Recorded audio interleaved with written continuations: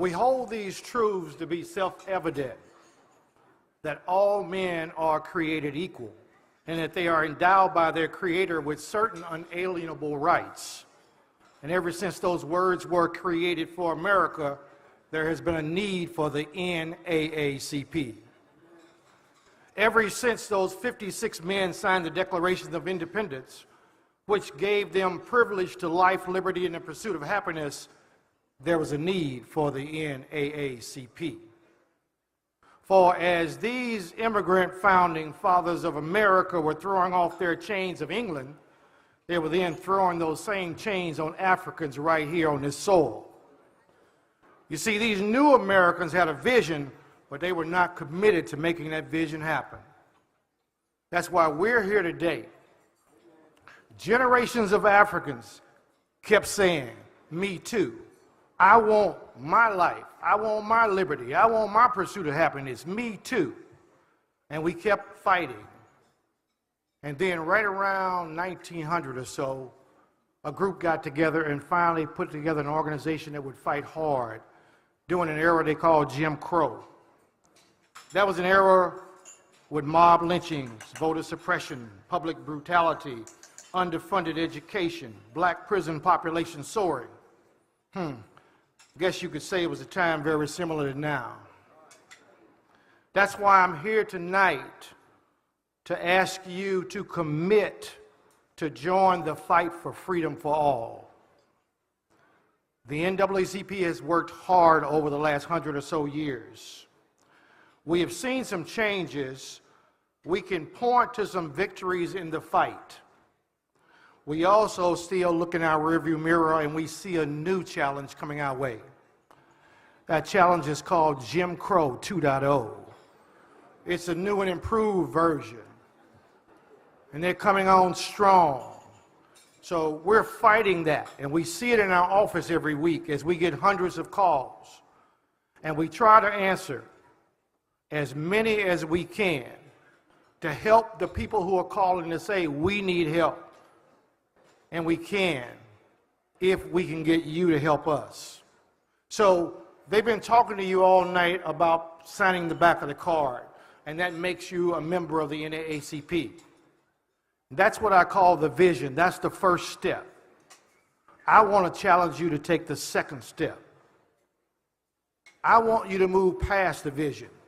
So what's the difference between being a regular member by signing the back of the card and being a life member? That's kind of like when the Declaration of Independence was written, that was the vision. If they had ever lived out that dream, that was the commitment. And that's what I'm looking for you guys tonight. My dad was a lifetime member before he died a few years ago. And even after he got older, he kept pressing me. He says, when are you going to commit? And I said, I'm already a member. He says, no, when are you going to commit? He says that when you become a lifetime member, you are sending a message to yourself that you know there's work to be done, and you're going to step up and do it. It took people like my father. It took people like a lot of the life members that we talked about here today. They gave their time, they gave their talent, they gave their treasures to make this organization function. And it will take that same kind of commitment from you. So we're asking you tonight, step up, join the NAACP as a lifetime member. We need you to commit because from Charlottesville to Pennsylvania Avenue, Jim Crow 2.0 is alive and well. If your father, your husband, your son, your grandson, or your neighbor was pulled over while driving, black, pulled over walking while black, biking while black, breathing while black, then you need to become a lifetime member so we can make this life a better place for all of us. Now, some people think it's all over, but as several people have mentioned, we just fought a civil war just right around the corner here at the courthouse. Some folks didn't want to give up that statue, so they wanted to recreate something that had gone by. And with the help of Commissioner Les Miller leading the way and others supporting him, we won this time. So I'm asking you, get ready for next time. Come join us. Be a part of what we're doing. I finally made that commitment this year to join as a life member. My wife finally made that commitment this year to join as a life member. There are others of you in here that we didn't call earlier. There's a brother I want to stand up along with other lifetime members, Dr. Smith, who's been a lifetime member for 30 years. Would you stand up real quick? And any other lifetime members that are in here right now.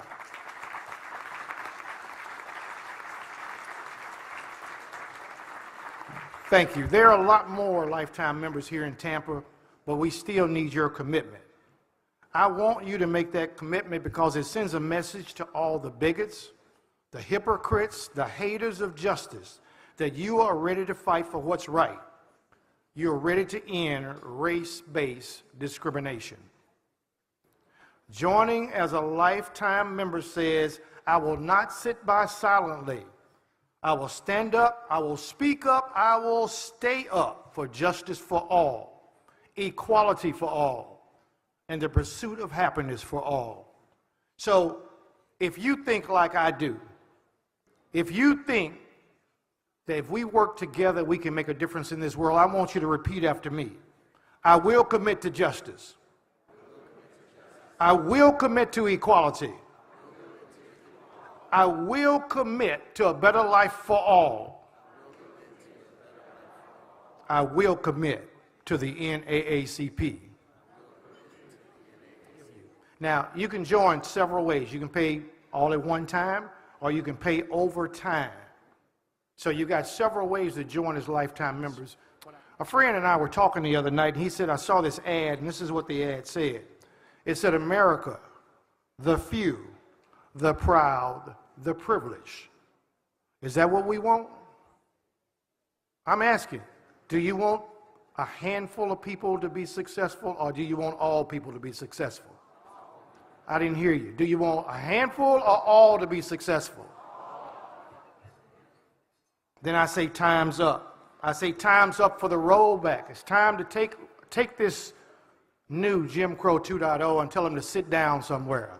It's time for you guys to stand up, become a member, a lifetime member of the NAACP.